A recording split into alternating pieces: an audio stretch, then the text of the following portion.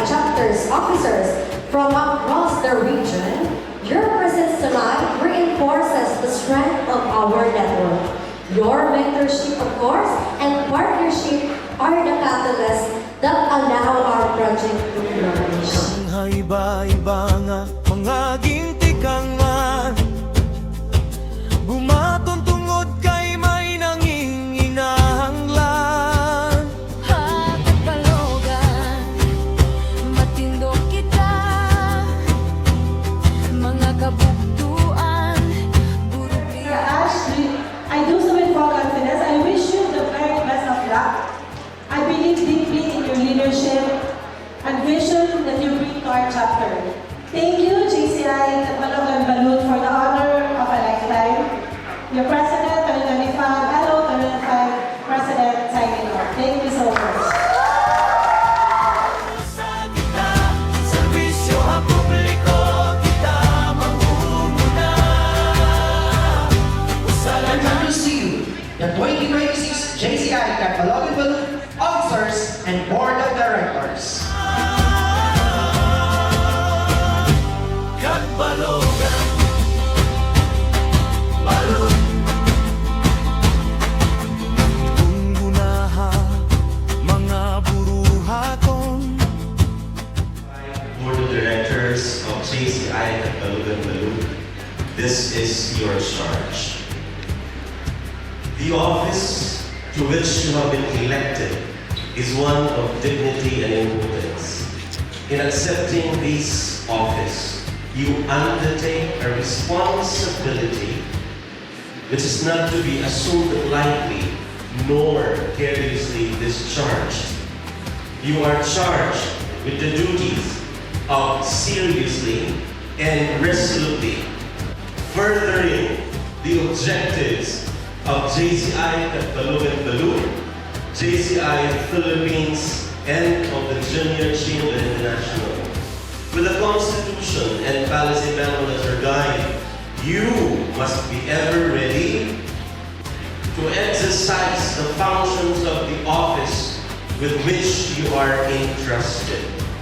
Further, you are charged with governing this organization according to the laws of democracy, under which laws every man who wishes to speak shall be heard, toward the end that in every matter considered the best opinion shall prevail through the expressed will of the majority and the best course of action follow.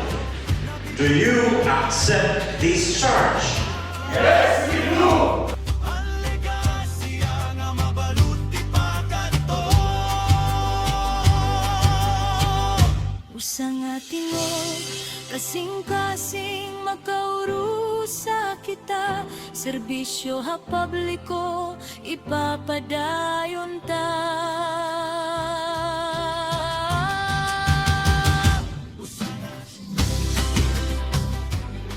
Sherwin H. Estrada, President of GCI Catbalogan Balut, for the year 2026 to hereby exempt this title. Symbol of authority, with the JCI tenets expressed to the JCI values as my guide and with the blessings of the Almighty. It is my covenant to wield this gavel in teaching me but righteously, with the courage but with humility, and finally, with determination but with compassion and undertaking. So be it. JCI aton pamilya.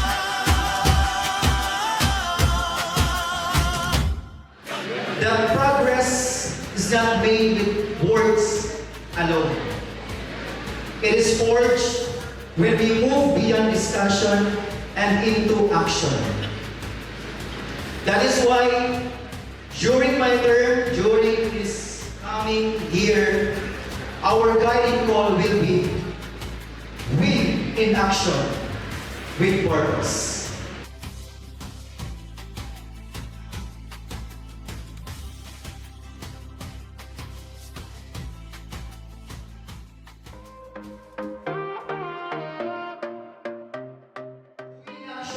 means We do not wait for opportunities to come to us.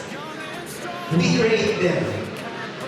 It means rolling up our sleeves when a project needs hands, showing up when a neighbor needs support, and pushing forward even when challenges seem great. Winning is not about being the best. It is about doing our best. We're the change, we're the fire, we're the rising tide, pushing forward, lifting people, standing side by side in the beat of every wave. Our purpose comes alive. We are Balloon, we are JCI.